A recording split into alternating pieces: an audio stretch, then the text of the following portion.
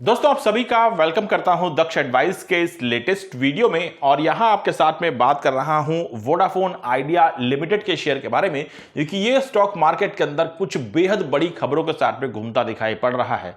खबरों की माने तो ये प्रतीत होता है कि ये स्टॉक अब सरकारी हो गया, यानी कि सरकारी कंपनी बनने वाली है वोडाफोन आइडिया। और अगर ये वाकई में सरकारी कंपनी बन जाती है तो ये 6 रुपए का स्टॉक आपके लिए रॉकेट भी बन सकता है।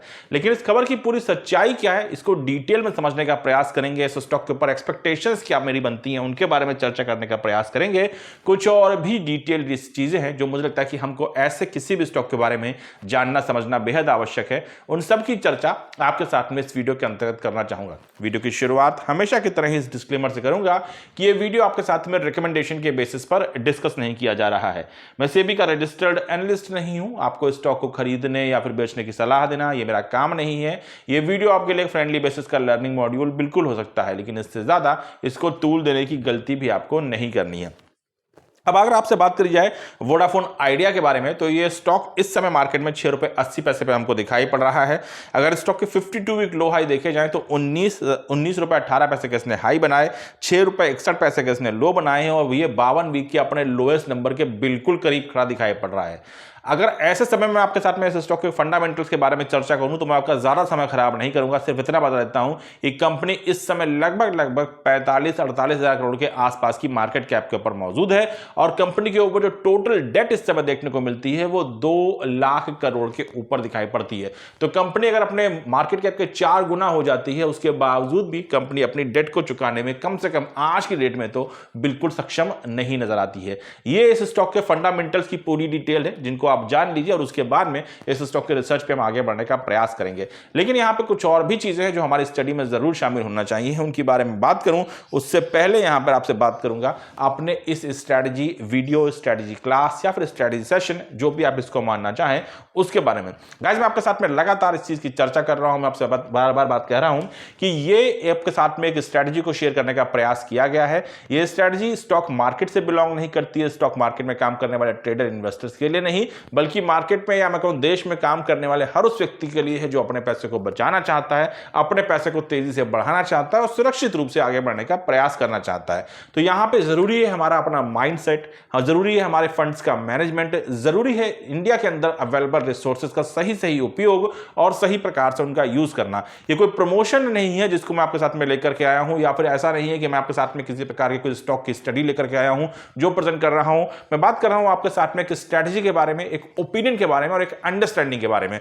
तो मुझे लगता है कि इस क्लास को आपको एक बार ज्वाइन करने के बारे में जरूर से जरूर सोचना चाहिए। आप किसी भी प्रकार से अगर आपके दिन में यह ख्याल है कि आप पैसे बचाना चाहते हैं, आप अपने पैसे को बढ़ाना चाहते हैं, अपनी सेविंग्स को बढ़ाना चाहते हैं, तो मुझे लगता है कि ये वीडियो, ये क्लास, ये सेशन आपके लिए काफी हेल्पफुल हो सकता है।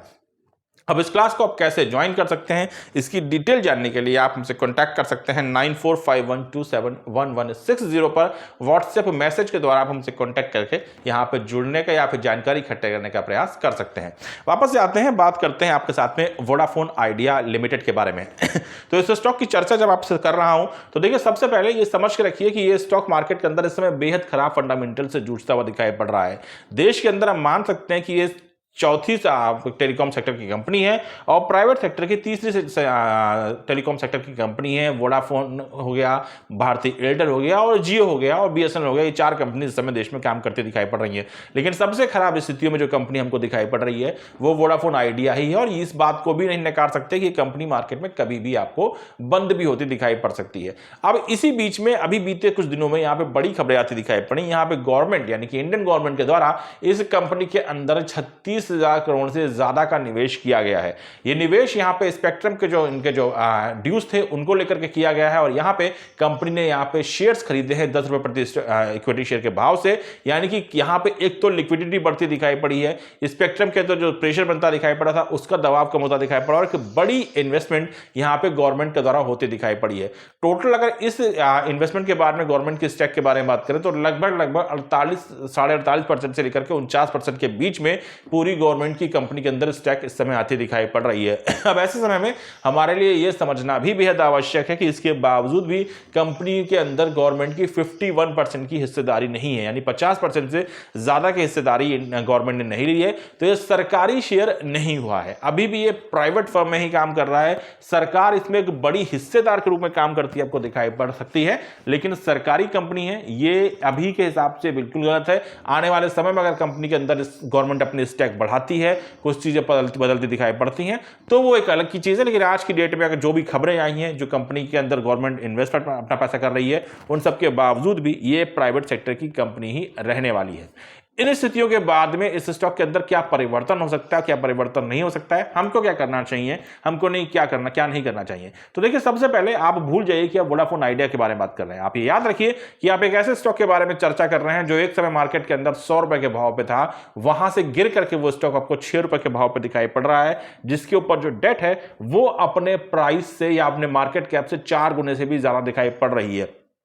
ये वो कंपनी है जो मार्केट में शटडाउन होने को खतरे को भी लेकर चलती दिखाई पड़ रही है। तो ऐसी कंपनी में अगर आप अपना पैसा लगाना चाहते हैं तो इस चीज को क्लियरली समझ लीजिए कि यहां पे आप अपनी किस्मत आजमा रहे हैं, एक रिस्क फैक्टर के साथ में आ रहे हैं। इस पैसे लगाए इस स्टॉक के अंदर या ऐसे किसी भी स्टॉक के अंदर पैसा लगाते हैं तो उसको इन्वेस्टमेंट नहीं कह सकते हैं। इन्वेस्टमेंट समझने की भूल भी आपको उसको नहीं करनी है। ये अपना लक ट्राई करना है, ये अपनी किस्मत को आजमाना हो सकता है, ये आपकी एक दूरदर्शी सोच हो सकती है। हिट हो गई तो आपकी वाहवाही होगी, और ना अगर हिट हो तो इस बात को भूल जाइएगा, किसी से कहिएगा मत कि आपने वोडाफोन आइडिया जैसा कोई शेयर अपने पॉकेट में रखा था। ये उस प्रकार की कंपनी, उस प्रकार का स्टॉक इस समय मार्केट में दिखाई पड़ रहा है। तो अगर आप इन चीजों के लिए तैयार हैं तो आप शेयर खरीदना चाहते हैं, नहीं खरीदना चाहते हैं, वो आपकी अपनी चॉइस है। अब थोड़ी सी इसकी डिटेल्स को भी समझने का प्रयास करते हैं। तो देखिए, अगर इस समय स्थितियों को देखा जाए तो गवर्नमेंट लगातार इस कंपनी के अंदर अपनी स्टॉक को बढ़ाते दिखाई पड़ रही है, और धीरे धीरे करके हो सकता है कि भविष्य में कंपनी आपको सरकारी कंपनी के रूप में काम करती दिखाई पड़े।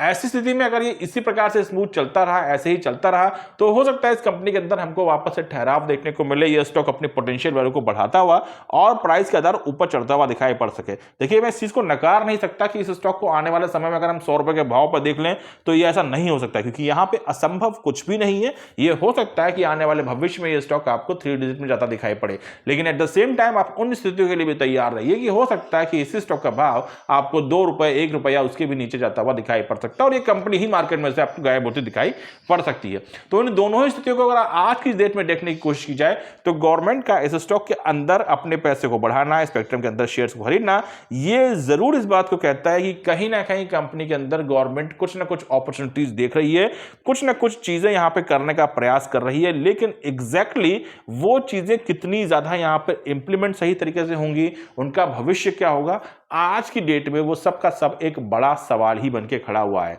अगर गवर्नमेंट यहां पे 36,000 करोड़ का इन्वेस्टमेंट कर रही है, वो बड़ा इन्वेस्टमेंट है, मुझे लगता है कि पॉजिटिव खबर भी है, और हो सकता है कि स्टॉक के अंदर हमको आने वाले कुछ समय में तेजी भी देखने को मिले।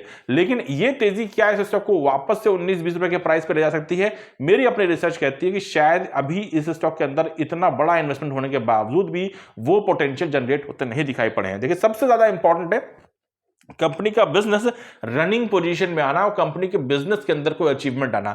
इन्वेस्टमेंट बार बार होते रहेंगे, लेकिन अगर उसका आउटकम निकल करके नहीं आएगा तो स्थितियां उतनी ही खराब रहेंगी। तो यहां पे जरूरी है कि 5G स्पेक्ट्रम की जिसकी चर्चा में ये स्टॉक हमको लगातार शामिल होता दिखाई पड़ रहा था, उसके ऊपर कोई पहल ली जाए, कोई प्लान ऑफ एक्शन जिसके ऊपर कंपनी की तरफ से कोई काम किया जाए, या फिर गवर्नमेंट की तरफ से कुछ ऐसा प्लान ऑफ एक्शन कंपनी को दिया जाए जिसके ऊपर एग्जैक्टली कंपनी बिजनेस को अपने किसी पीक पे पहुंचाने का या फिर आगे बढ़ाने का प्रयास करते दिखाई पड़े। इन्वेस्टमेंट गवर्नमेंट का करना कहीं ना कहीं इस बात के संकेत दे सकता है कि हो सकता है कि आने वाले समय में गवर्नमेंट इस कंपनी को मार्केट से वैनिश ना होने दे, क्योंकि वरना मार्केट के अंदर सिर्फ 2 ही 3 कंपनियों की मोनोपोली हो जाएगी और वो सरकार बिल्कुल भी नहीं चाहेगी।